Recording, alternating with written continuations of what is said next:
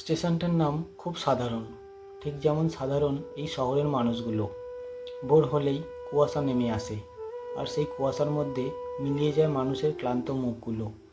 দূর থেকে একটা ট্রেন আসার শব্দ শোনা যায়, লোহার চাকার ক্রমাগত ঘর্ষণ, যেন এই শহরের বুকের ওপর দিয়ে কেউ আঁচড় কেটে যাচ্ছে।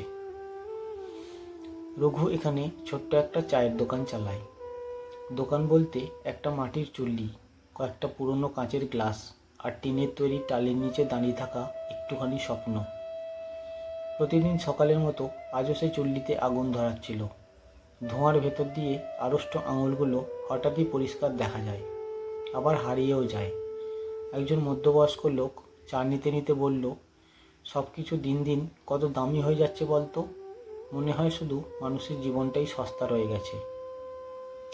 রঘু হালকা হাসল, কিন্তু সেই হাসির আড়ালে এক ফোঁটা ক্লান্তি লুকিয়ে আছে। শান্ত গলায় বলল, আমরা তো সস্তা মানুষই বাবু, তাই এসব সহ্য করি।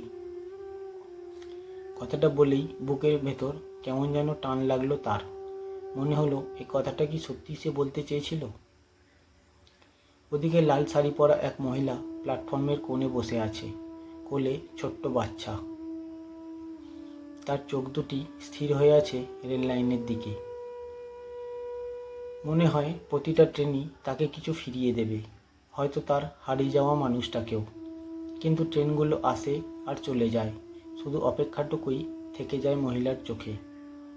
রঘুর মনে হয় এই স্টেশন যেন এক অভিনয়ের মঞ্চ।